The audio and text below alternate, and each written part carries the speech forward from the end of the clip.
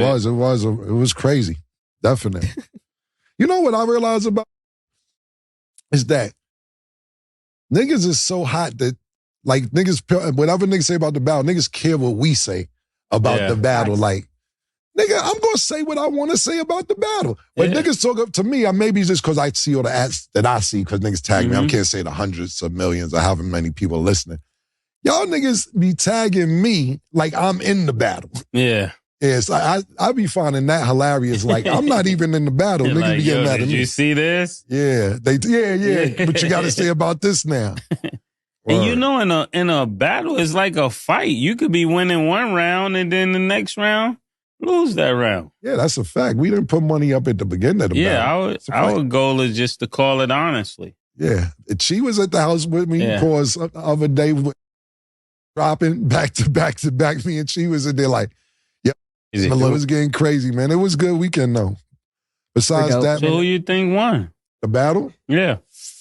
Right now, man, I'm going to be honest. Kendrick, I don't like what Drake dropped last night because it wasn't bad, but I don't like the way it ended. He seemed like this is the last one I'm doing. Like, you can't end it when you just want to end it. You know, yo, man, it's all, I'm tired of doing this, that, and the third. And I just think that you shouldn't have ended it like that. You just got to keep going. That's just my opinion right now. I'm not saying Drake ain't my bro or nothing, but I don't like the way he ended it, if that's the end for him, me personally. So I'm going to go with Kendrick right now. Yeah, I'm going with Kendrick as well. It seemed like whatever he started out doing, he picked up the speed, pause, and really did what he was supposed to do. I thought the record that he did, the last one that he did, was the one I thought he should have done a little bit earlier. But, you know. Meet the Grams or the other one? The Meet the Grams, I would have started with Meet the Grams and then I would have went into, Not Like That. Or what's the name of the record? Exact name. Not Like Us. Not like us. Yeah. That was crazy. When I heard that, I was like, oh yeah, it's gonna be tough.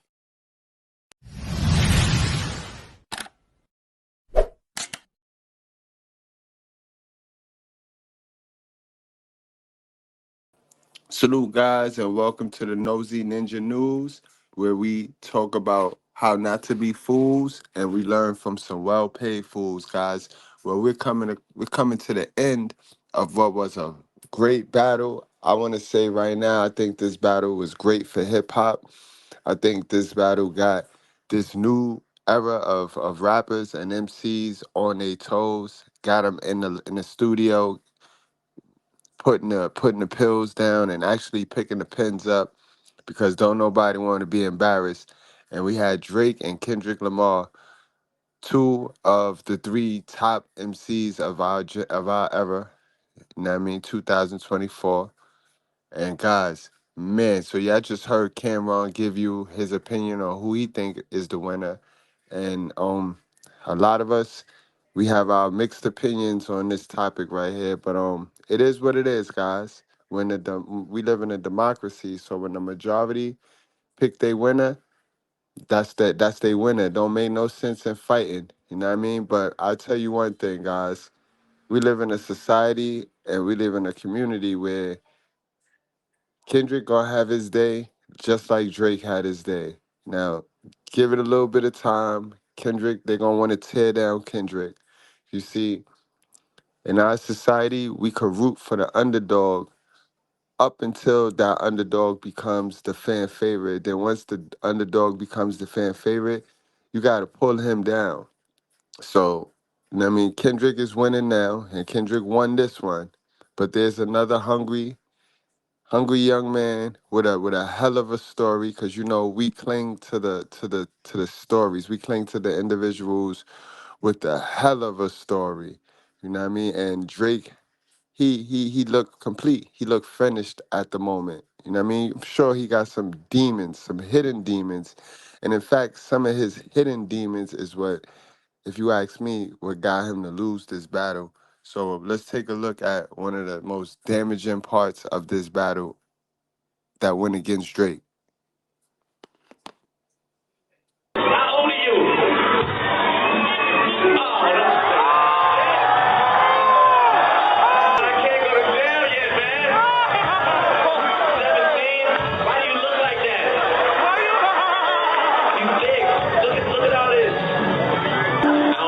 to feel guilty or not, but I had fun. I like the way the breast feel against my chest and stuff. I just want to thank you.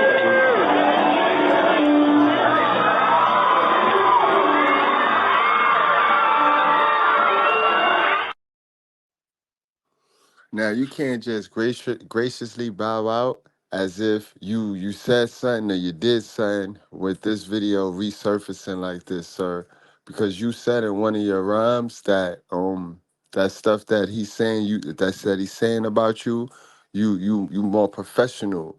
That was a 17-year-old girl on the stage documented. And see, this the thing about you guys that have no self-awareness.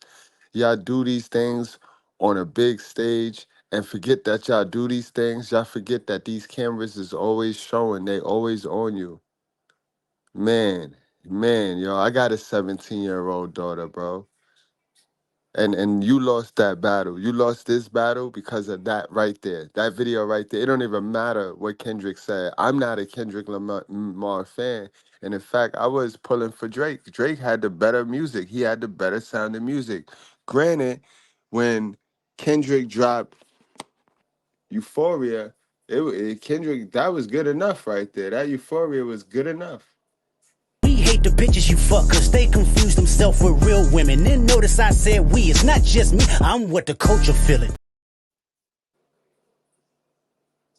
All right, guys, let's get into some more content on this topic right here.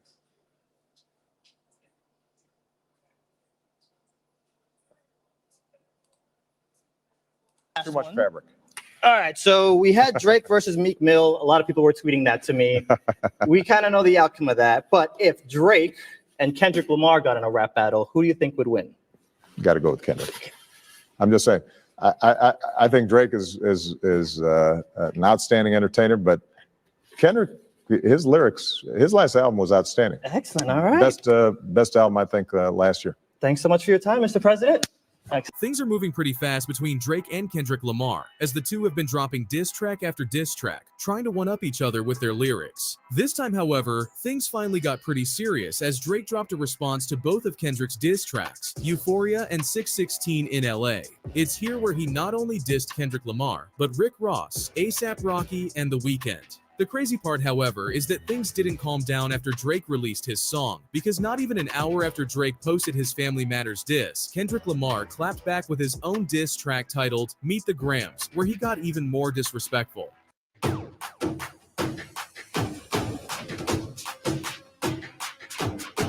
It's here where things get controversial as Kendrick exposed Drake for having a 14-year-old daughter he's been allegedly hiding. And to deliver a finishing blow, he then later released yet another diss titled They Not Like Us, produced by DJ Mustard. Before we get into everything Kendrick Lamar had to say about Drake, let's start off by breaking down the Family Matters diss. Drake starts off by addressing Rick Ross by saying, if you had a set, they'd give your ass a DP, but you civilian gang in real life, UPC. Here Drake is calling Rick Ross a fake gangster, DP being slang for jumping a gang member, usually to test or punish them. Alluding that if Ross was actually a part of that lifestyle, he'd be immediately disciplined. PC means protective custody, so Drake is saying that Rick is a cop that has to be protected by the police, rather than by real gang members like YG and Chuck T, who Drake says really banged their set. He then follows by saying, you know who even bang a set out there is CB. This being a reference to Chris Brown, who is known to be a blood even though he's an R&B singer. Drake then addresses J. Cole for dropping a diss track, and then shortly after apologizing to Kendrick and Future at his Dreamville Fest, saying it disrupted his peace and made him unable to sleep properly after he dropped the song. Drake says, Cole losing sleep on this. It ain't me. Even though J. Cole was initially made fun of for bowing out of the rap beef, fans are starting to say that he actually probably made the right decision since things have only gotten messier. Drake then directly addresses Kendrick's Euphoria bar where he said, I be at New Ho King eating fried rice with a dip sauce and a blammy crody. This is a jab at Drake by making fun of him for getting robbed back in 2009 for a chain Lil Wayne had gifted him and his AP watch. Drake spoke about the robbery in 2010 with GQ, calling it a setup. The robbers allegedly banged on the car window with a gun and opened the door while demanding the chain he got from Lil Wayne. The cool thing out of this situation, however, is that the restaurant owner is stoked for the reference because he had a spike in local customers who caught the mention and decided to check out the food. Now, the owner says they have since been showered with 5-star reviews. about me and my family, Crody. Someone go bleed in your family, Crody. I'll be a new King. New King. There you go. That's right. I'm trying to learn how to sing the song now. Johnny Liu is the owner of New Ho King in Chinatown. He says since last night, his phone has been blowing up with messages. This morning, a lot of people text me saying, oh, look at that. That's your son? I said, yes. And I said, oh, look at that. Look at the song. In the song, Kendrick Lamar jokingly pokes fun at the Toronto accent and slang. He then specifically mentioned the restaurant and their fried rice. But Drake didn't let the diss slide and addressed it by saying, I mean, it's true a ninja slimed me for my AP, just like how Metro Ninja slimed him for his main squeeze. Out here begging for attention, Ninja. Say please. Always rapping like you bout to get the slaves free. You just acting like an activist. It's make-believe. Don't even go back to your hood and plant no money trees. Here Drake saluting that Metro Boomin got his main girl taken by one of his boys, maybe Future, the same way that he got his watch stolen. He goes on to say that they're out here begging for attention by mentioning his name when they could at least just ask him for some instead. But he doesn't stop there because he then disses one of Kendrick's classic albums, To Pimp a Butterfly, as well as his style of rapping by saying that he always raps like he's about to get the slaves freed and that he's just a fake activist for the BLM movement. He even references his track, Money Trees, by saying that he's never actually put any money into the city he claims to love so much. Kendrick, however, has actually donated hundreds of thousands to support sports programs, after-school programs, and music programs at Compton Unified School District to help get students off the streets. He was also given the key to the city by the mayor of Compton in 2016. On Euphoria, Kendrick said, "We hate the B's you F because they confuse themselves with real women. And notice I said we. It's not just me. I'm what the culture feeling." To which Drake responded by saying, "Say you hate the girls IF, but what you really mean? I've been with black and white and everything that's in between. You the black messiah wifing up a mixed queen, and hit Vanilla Cream to help out with your self-esteem." Kendrick could mean a couple. Nah, that's a fact, guys. I didn't understand a lot of the diss rhymes going back and forth between these two was crazy to me because you had Kendrick, he was trying to clown Drake for not really being a black man and being half and half, and the whole time he with a half and half woman. His baby mother is not a full black woman, and like Drake said, he is a representative for the Black Lives Matter movement, and we know that's cap, that's fake. I want y'all also to see that song, that new song that he did. I'm not even really particularly on that one. Like I like Euphoria and the other joint, but this song right here, this the Pookie anthem for the summer right here. This one that I'm about to play for y'all. This the Pookie anthem, and y'all know this the Pookie anthem for the summer. Look at this shit. We're gonna see how everybody eating, how Kendrick got everybody eating. Cause if that's the case, right, the same way the Chinese guy is eating because his restaurant got mentioned in the song and it's spiked. So-called and allegedly Kendrick took off all the copyrights to the diss songs so that we can react to the diss songs, guys. So if that's true, I ain't gotta trim this. So if you watching this video and you got to see that new Pookie's anthem for the summer, then Kendrick is he doing what he said for his peoples, for his people.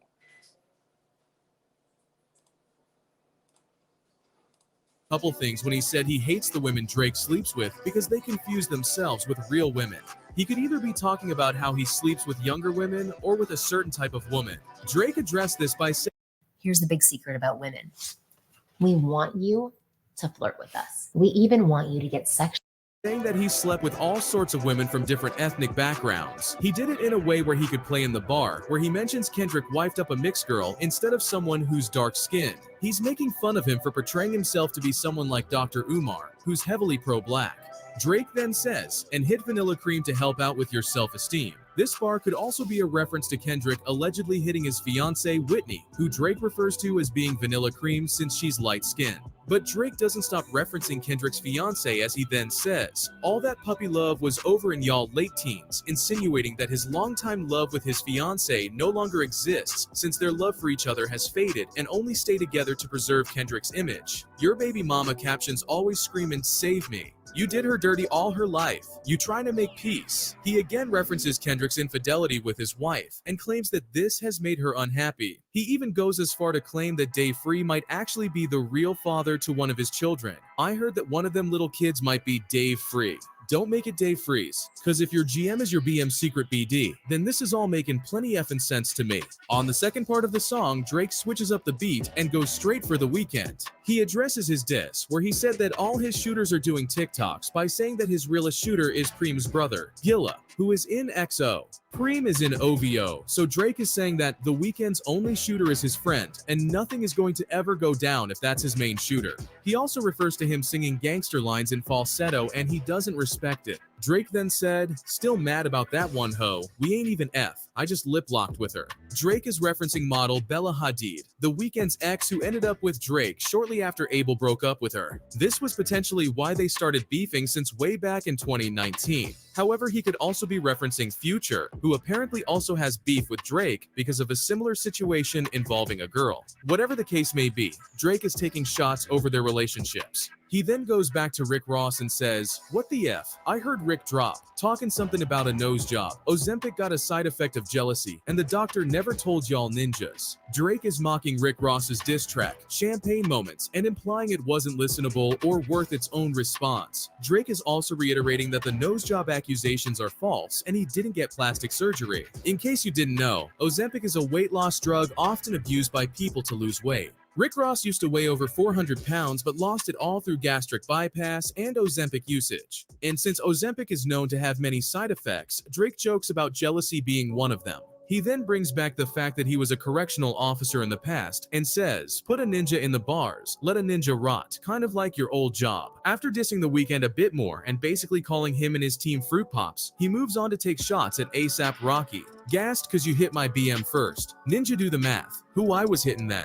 Drake acknowledges that what Rocky said about him having intimate relations with Sophie Brousseau, Drake's baby mother, before Drake met her is true. Yet Drake says at that time he was hitting someone else, presumably Rihanna, who is now Rocky's current baby mama. "I ain't even know you rapped still, cause they only talking about your fit again. Probably gotta have a kid again before you think of dropping any ish again. Even when you do drop, they gon' say you should have modeled cause it's mid again."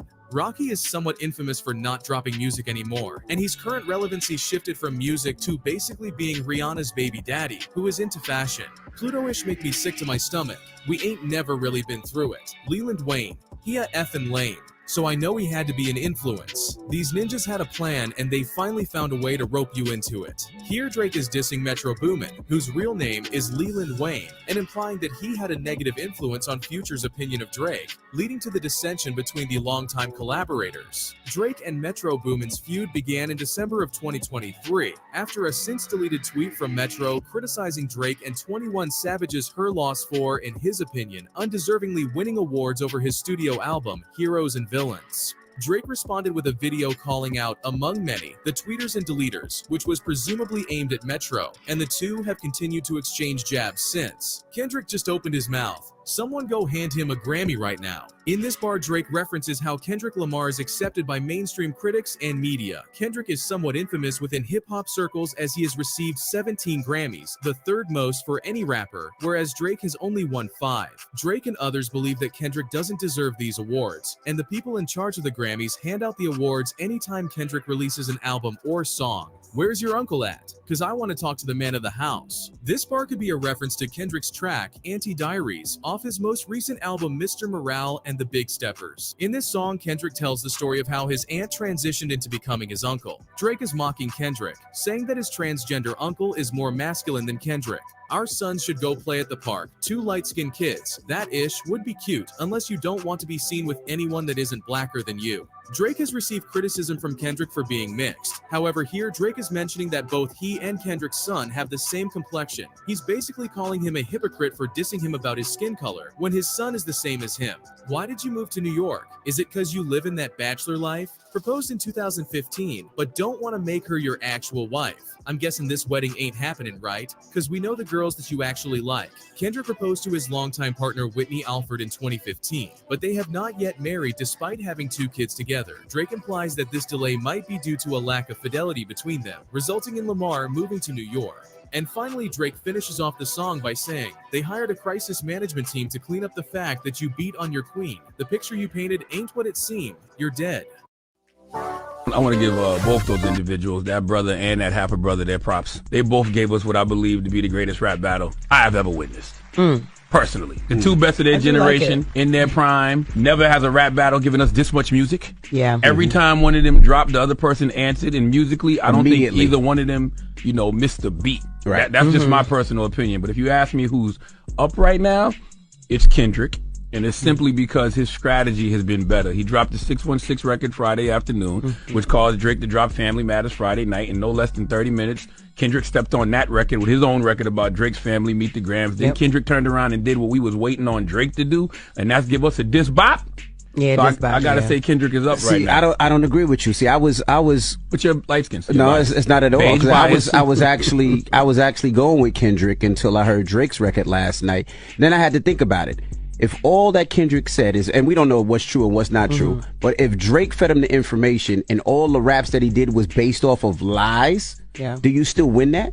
You know why I don't believe that he fed him the information? Because if I fed you the information, number one, I would have recorded and documented me showing people I'm feeding this person the information, and it wouldn't have took me a day and a half to reply back to the accusations that I fed him the information. The first thing that we heard was Drake's team is just denying that he has an 11-year-old daughter. Yeah. If you fed them that information, wouldn't that be the first thing you came back with? I want to give both. That's absolutely correct, yo. That's absolutely correct. Drake, you can't get out of there with that. And I told y'all guys, this right here was it.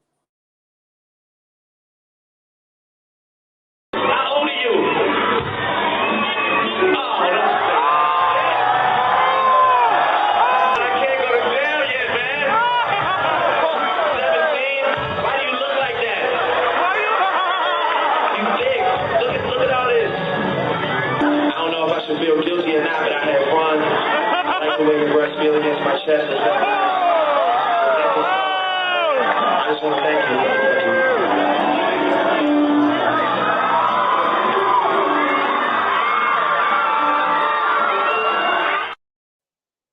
you. Yo, y'all wrap up, strap up, drink responsibly. Do not play with your life. Don't forget to hit the like button. And y'all, honestly, let me know your true, honest opinion. Who you think won? Put it in the chat, guys.